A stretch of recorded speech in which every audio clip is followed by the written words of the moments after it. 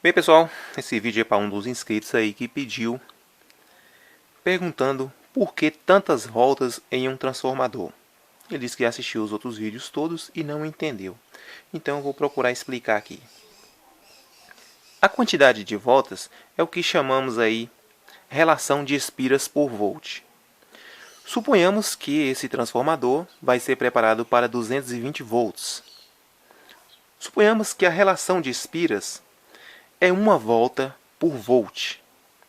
Isso quer dizer que, como a tensão aqui é 220, ela oscila aí essa média de 230, 240 volts. Vamos ter que colocar aqui uma média aí, vamos colocar uma por uma, 220 espiras.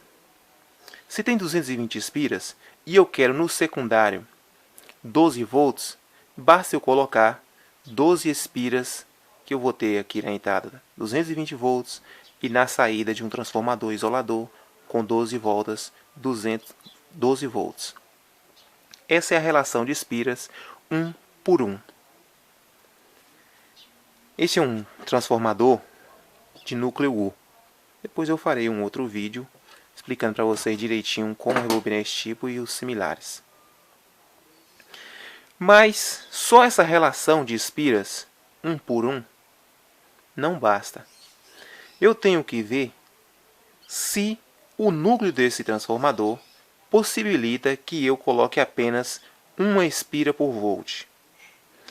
Esse núcleo aqui mesmo, para fazer um transformador, ele não permite que coloquemos aqui uma espira por volt. Ele é um núcleo medindo 18. Se eu usar aqui uma espira por volt num núcleo de 18, isso quer dizer que eu estou usando aqui uma variável de 18 para fazer uma espira por volt. Eu estou dividindo a constante, essa variável 18, pelo núcleo. Então, se eu usar uma variável de 18 dividido por um núcleo de 18, vai dar uma espira por volt. Eu tenho que levar em consideração ainda esse tamanho do núcleo para que tenha a relação também da indutância aqui no transformador. Digamos assim, a reatância indutiva desse pacote de fio. Se essa reatância indutiva for muito alta, vai passar uma corrente bem baixa aqui. E pode não sair aquela corrente que eu queira no final. Se essa reatância indutiva for muito baixa, pode acontecer um curto aqui. Que eu vou mostrar para vocês neste transformador aqui. Ele está praticamente como se fosse um curto. Mas é um transformador que eu estou fazendo para uma máquina de solda a ponto. Logo posto para vocês também. Então ele tem que ter, como digamos assim, um puxão maior de corrente na rede para ter uma resposta mais rápida. É um tipo de transformador que não pode ficar ligado muito tempo. Então eu vou medir para vocês a indutância dele.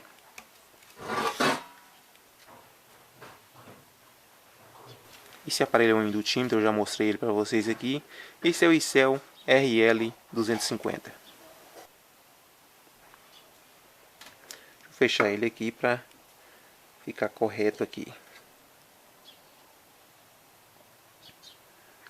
Então, para vocês verem a diferença, um núcleo aberto deu 15 mili aí, 15 mH. Agora o núcleo completo aqui, vamos colocar aí 130 mH. Essa é a indutância dele. Qual será a corrente que vai passar aí em vazio? Então, como eu mostrei para vocês, em um outro vídeo, nós pegamos aqui a frequência que ele vai trabalhar, que vai influenciar muito. Quanto maior a frequência, maior será a reatância indutiva aí. Então vamos pegar a nossa frequência aqui, que é de 60 Hz, vezes 2 vezes π, que é 6,28.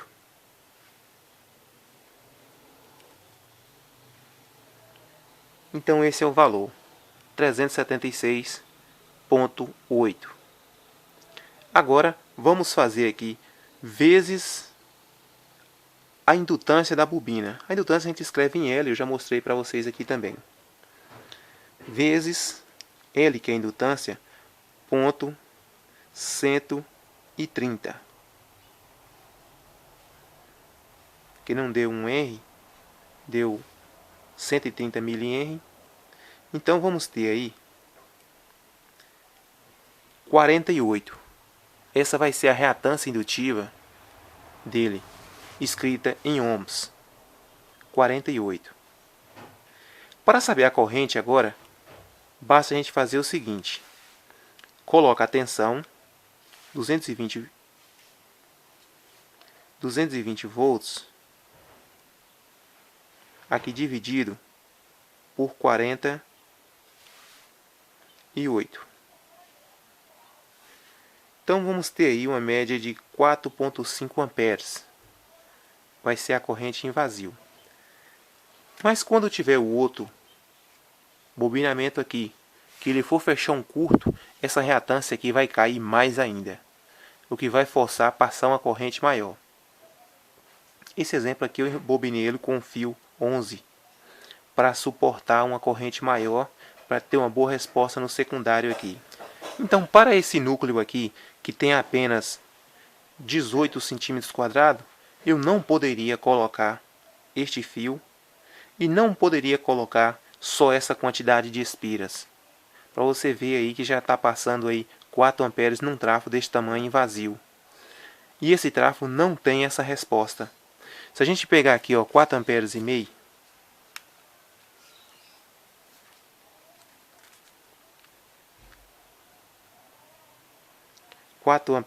vezes 220, já vamos ter aí 990 watts. Já é uma potência boa que está alimentando esse transformador aí sem fazer nada. Agora, 990 watts. Agora vamos pegar aqui, o núcleo dele é 18, vezes 18, que o núcleo vezes ele mesmo vai dar a potência total dele, sem as perdas. Então, vamos ter aí 324 watts. 324 watts aqui, o bruto dele que ele pode oferecer. E já estamos em 900 lá com o transformador parado, sem estar fornecendo nada. Então esse transformador vai ficar praticamente em curto na rede. Então, para que você entenda melhor aí esse conceito de relação de espiras por volt e qual a variável que você vai usar, eu fiz aqui um vídeo sobre essa questão de variável. Variável não é um termo técnico que você vai encontrar em livros. Como eu disse no começo aqui, sobre transformadores, eu criei esse termo técnico para explicar melhor as diferenças de relação entre transformadores que vai usar em área de potência ou transformadores que vai trabalhar o tempo todo. E é uma relação que pode ser escrita aí praticamente uma lei que você pode fazer mudando aí de acordo com o conceito da área que você vai trabalhar. As empresas usam essa mesma prática que eu mostrei, só que elas não caracterizam isso como variável. Caracteriza como tráfego de alto rendimento, como tráfego de alta corrente. Então, é um termo técnico diferente. Mas para explicar também, eu fiz o vídeo aqui mostrando o que é uma variável de transformador. Vou deixar o link abaixo, basta vocês entrar lá. E aí, vocês vão ver, entender o que é essa variável e em que vocês vão usar ela. Para não estar essa questão de tudo quanto é tráfego. Ah, posso fazer com 35, posso fazer com isso, pode fazer uma espira por volt. E se acontecesse aqui, eu dar assim, só uma espira por volt? Essa relação de espira por volt é como eu falei para vocês. Vai ter que ter uma indutância, que é uma reatância indutiva, para suportar essa tensão que você vai colocar e fazer a transformação. Ele perguntou ainda, e por que eu não posso colocar uma bateria aqui nesse transformador para que ele funcione? Mostrei também em um outro vídeo, vou deixar o link aqui abaixo, sobre a questão de inversores. Por que eu não posso colocar uma bateria aqui e ter a saída lá sem precisar passar por transistor e tanta coisa? Acontece que a corrente contínua, a gente coloca ela aqui, isso aqui vira um ímã. Então deveria ter um corte, um desligamento, para ela induzir esse campo. E a nossa tensão alternada ela tem uma frequência de 60 Hz. Isso quer dizer que ela oscila, não fica ligada durante todo o tempo. Ela liga e desliga numa velocidade de 120 vezes por segundo. Então isso quer dizer que nesse liga e desliga, ela vai induzir nessa outra parte aí. Como ela é alternada, um ciclo roda assim, o outro ciclo roda assim. Então é essa questão que como se estivesse bombardeando o outro núcleo, para que ele receba essa tensão induzida. E quando coloca aqui uma bateria, ela fica aí parada, só consumindo essa corrente, não tem corte. Quando você desliga, vai surgir no secundário de transformador uma tensão. Ela não vai continuar que você desligou. Se você ficar liga, desliga, liga, desliga, como eu mostrei na teoria sobre inversores, aí vocês vão entender. Então, quem gosta dessa área, recomendo a vocês os vídeos sobre a playlist sobre transformadores. Recomendo também esse vídeo sobre o que é uma variável. E recomendo também a playlist sobre inversores. Quando você entender esse conceito de transformador, como fazer, não vai precisar mais você calcula uma fonte para mim. Você vai entender como fazer um transformador e você vai saber como fazer a sua fonte. Vai saber o seu transformador isolador, que nesse caso aqui só está o primário, eu ainda vou fazer o secundário aqui, um fio muito grosso. Então, neste secundário aqui, como é um transformador em U, eu posso dividir ele aqui como eu estou dividindo nas duas pernas e posso colocar ele só aqui também. Isso eu vou explicar para vocês em outro vídeo. Então, se você gostou aí, recomendo lá esses vídeos que eu citei para você.